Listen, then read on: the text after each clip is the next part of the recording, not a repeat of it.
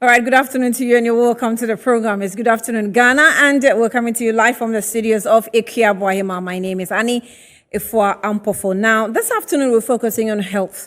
And you know that for some years now, government after government, what we've been doing is trying to make the National Health Insurance Scheme accessible for persons who have difficulties in funding their health care services. And this afternoon, we're actually trying to focus on some of the issues that have come up. There are some hospitals or health, facilities who have decided not to, offer the National Health Insurance Service any longer because they're not being paid.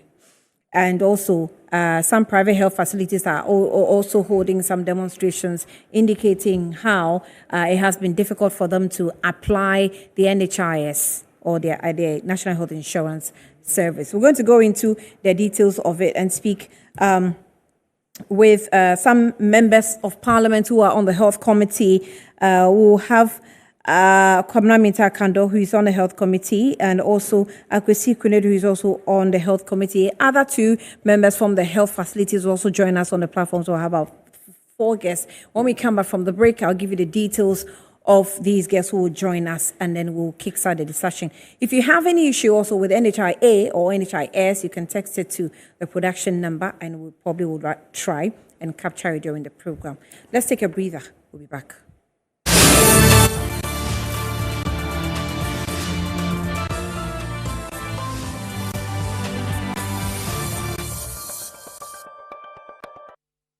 Welcome back to the program. So it's Good Afternoon Ghana, and as I said, we're going to be dealing with some issues that are coming up within the health sector, precisely the National Health Insurance Scheme. We will have some story, but first of all, let me introduce a few guests that have joined me in the studio. I have Frank Tobru Richard, who is the General Secretary of Private Health Facilities Association. He's already with me. You're welcome, sir. Good afternoon to you. Thank you for your time. And I also have another guest with me, Joseph Tete Afangbe.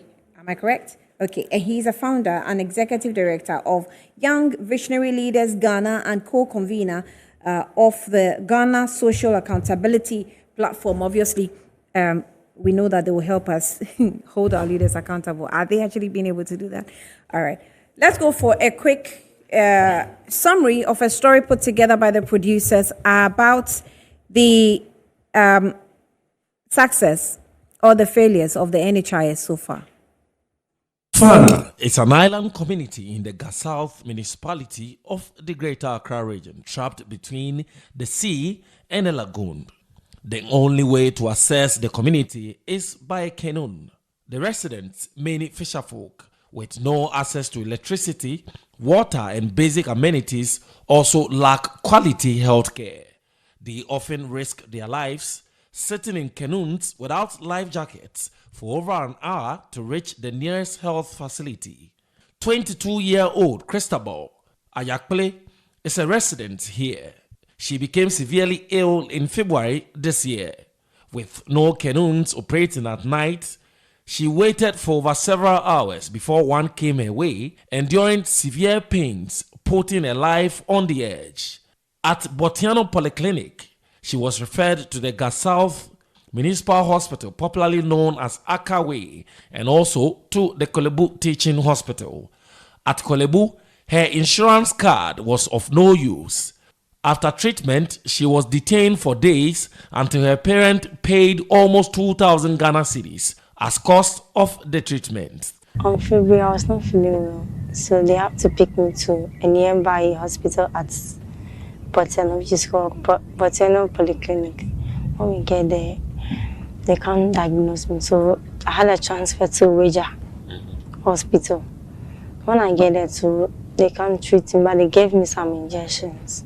So I was given a referral letter to Kolebu. So when I went to Kolebu, I was admitted for 3 days. But I thought that the health insurance would have covered something, but like it was not.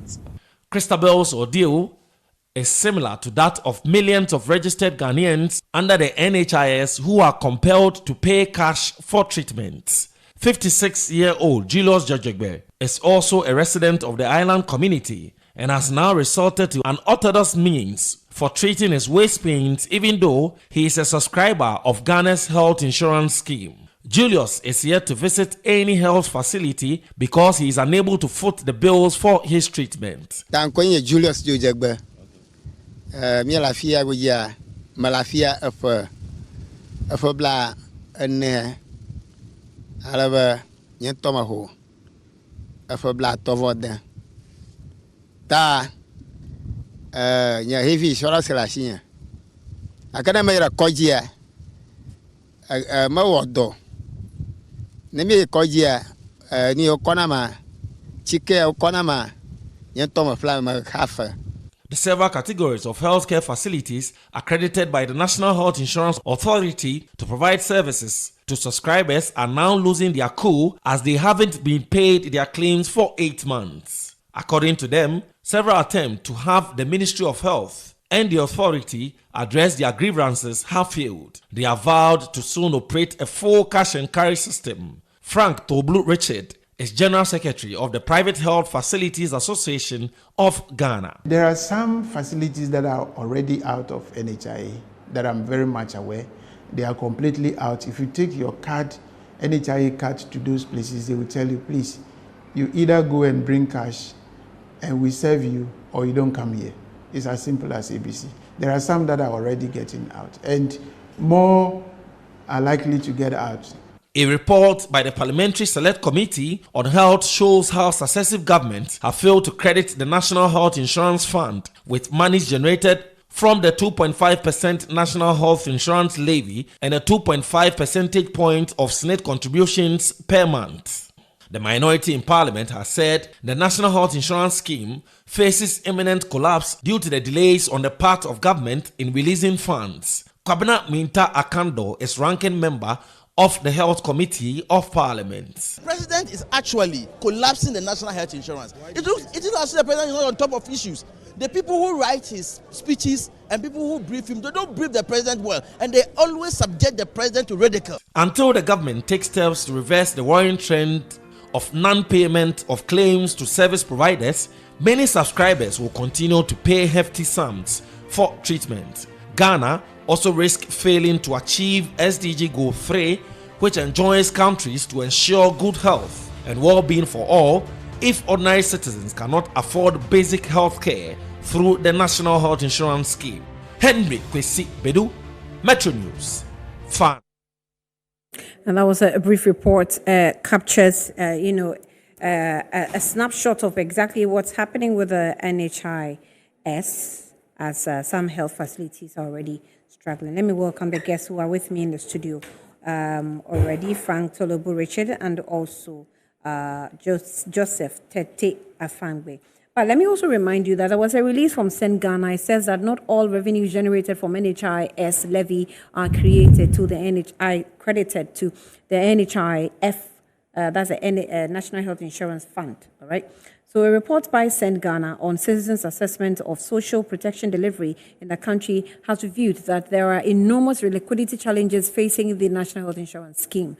And the organization's analysis of NHIS previous budgetary allocations and spending between 2015 and 2019 demonstrated that not all the revenues generated from the NHIS levy are accredited to the National Health Insurance Fund. Now, the NHIS largely depends on the fund, which is 2.5% levy, goods and services collected under the value-added tax VAT to finance its operation. And every time you go and buy from a shop where they provide receipts, just take your time.